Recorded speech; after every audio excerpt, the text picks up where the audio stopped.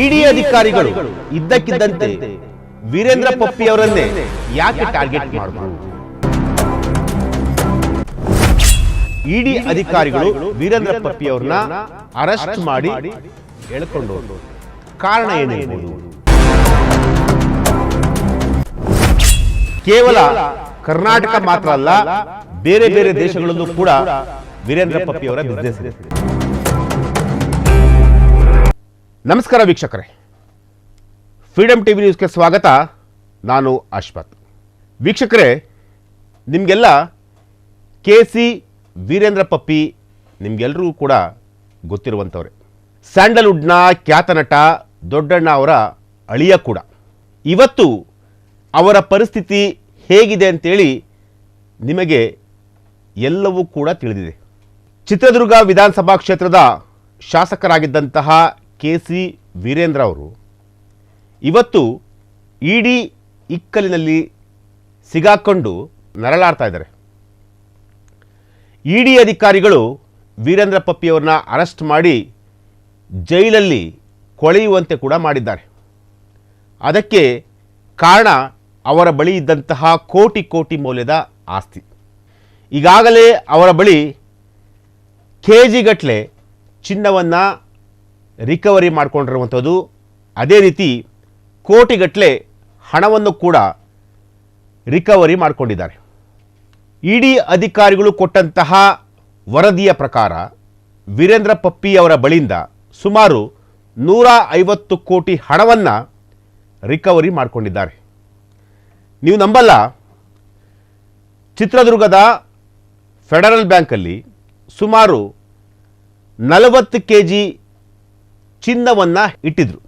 ಈ ಚಿನ್ನದ ಮೌಲ್ಯ ಇವತ್ತು ಮಿನಿಮಮ್ ಏನೇ ಇಲ್ಲ ಅಂದರೂ ಕೂಡ ಸುಮಾರು 50 ಕೋಟಿ ಬೆಲೆ ಬಾಳುವಂತಹ ಚಿನ್ನ. ಇಷ್ಟು ಮೌಲ್ಯದ ಚಿನ್ನವನ್ನು ಇಡಿ ಅಧಿಕಾರಿಗಳು ಈಗ ರಿಕವರಿ ಕೂಡ ಮಾಡಿಕೊಂಡಿರುವಂತಹದ್ದು. ಇಲ್ಲಿ ಒಂದಷ್ಟು ಇಂಟ್ರೆಸ್ಟಿಂಗ್ ವಿಚಾರಗಳನ್ನು ನಾನು ಹೇಳ್ತಾ ಹೋಗ್ತಾ ಇದ್ದೀನಿ. ಇಡಿ ಅಧಿಕಾರಿಗಳು ಇದ್ದಕ್ಕಿದ್ದಂತೆ ವೀರೇಂದ್ರ ಪಪ್ಪಿ ಅವರನ್ನೇ ಯಾಕೆ ಟಾರ್ಗೆಟ್ ಮಾಡಿದ್ರು?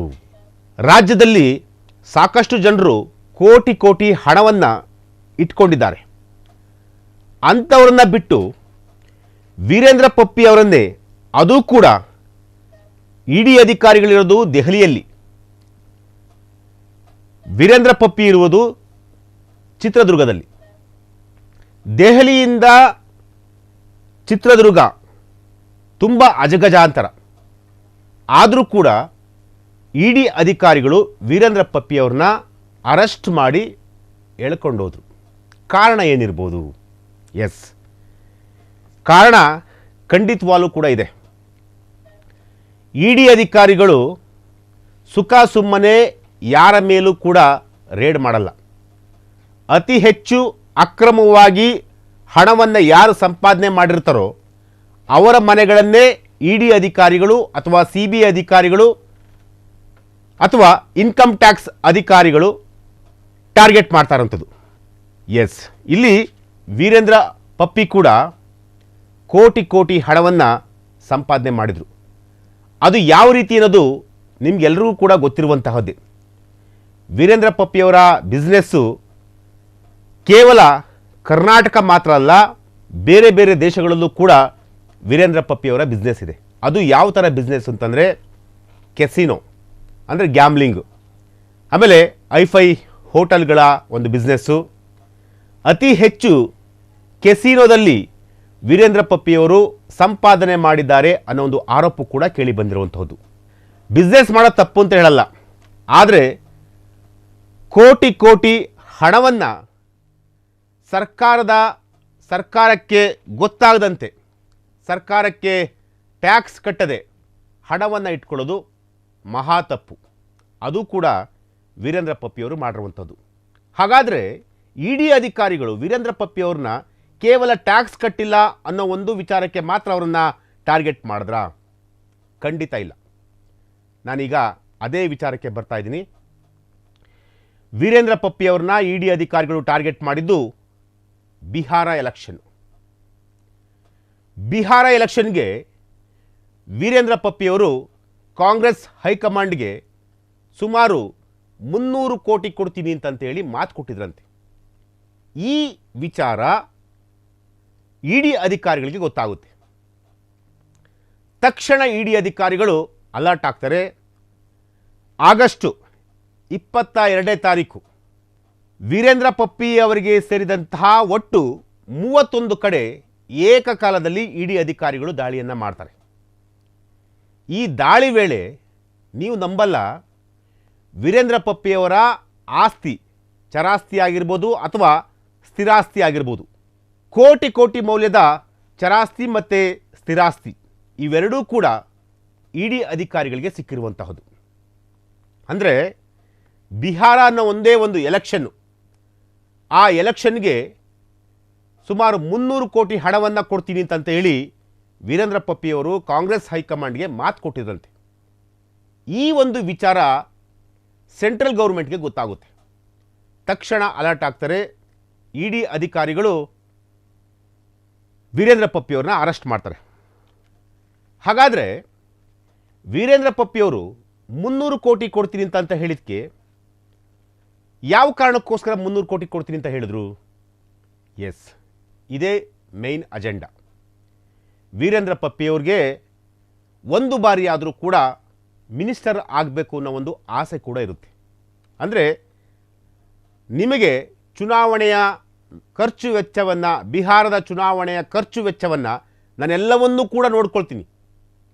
ನನ್ನ ಕೈಲಾದ ಮಟ್ಟಿಗೆ ನಾನು ಎಷ್ಟು ಸಹಾಯ ಮಾಡಬೇಕೋ ಅಷ್ಟೂ ಸಹಾಯವನ್ನು ನಾನು ಪಕ್ಷಕ್ಕೆ ಮಾಡ್ತೀನಿ. ಆದರೆ ನನಗೆ ಮುಂಬರುವಂತಹ ಒಂದು ಕ್ಯಾಬಿನೆಟ್ ಎಕ್ಸ್ಪೆನ್ಷನ್ ಏನಿದೆಯಲ್ಲ, ಸಚಿವ ಸಂಪುಟ ಪುನರಚನೆ ಏನಂತ ಕರಿತೀವಲ್ವ, ಆ ಒಂದು ಸಚಿವ ಸಂಪುಟ ಪುನರಚನೆ ಆದಂತಹ ಸಂದರ್ಭದಲ್ಲಿ ನನಗೆ ಸಚಿವ ಸ್ಥಾನವನ್ನು ಕೊಡಬೇಕು ಅಂತೇಳಿ ಹೈಕಮಾಂಡ್ ಬಳಿ ಡಿಮ್ಯಾಂಡ್ ಮಾಡಿದ್ರಂತೆ. ಈ ಡಿಮ್ಯಾಂಡ್ಗೆ ಹೈಕಮಾಂಡ್ ಕೂಡ ಒಪ್ಪಿಗೆಯನ್ನು ಕೂಡ ಕೊಟ್ಟಿತ್ತಂತೆ. ಯಾವಾಗ ಕಂಪ್ಲೀಟಾಗಿ ಒಪ್ಪಿಗೆ ಸಿಗುತ್ತೋ ಆಗ ಬಿಹಾರ ಎಲೆಕ್ಷನ್ಗೆ ವೀರೇಂದ್ರ ಪಪ್ಪಿಯವರು ಹಣವನ್ನು ಕೊಡಲಿಕ್ಕೆ ಎಲ್ಲ ರೀತಿಯಾದಂತಹ ಒಂದು ಹಣವನ್ನು ಕ್ರೌಢೀಕರಿಸಿಟ್ಟಿರ್ತಾರೆ.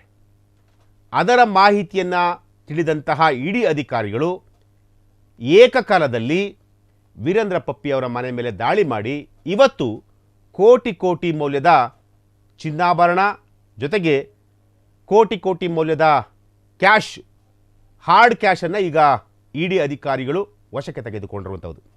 ಸದ್ಯ ವೀರೇಂದ್ರ ಪಪ್ಪಿಯವರು ಇಡಿ ಅಧಿಕಾರಿಗಳ ವಶದಲ್ಲಿದ್ದಾರೆ. ಇಡಿ ಅಧಿಕಾರಿಗಳು ಅವರನ್ನು ತನಿಖೆಯನ್ನು ಕೂಡ ಮಾಡ್ತಿದ್ದಾರೆ. ಅವರಿಗೆ ಬೇಲ್ ಕೂಡ ಸಿಕ್ಕಿಲ್ಲ.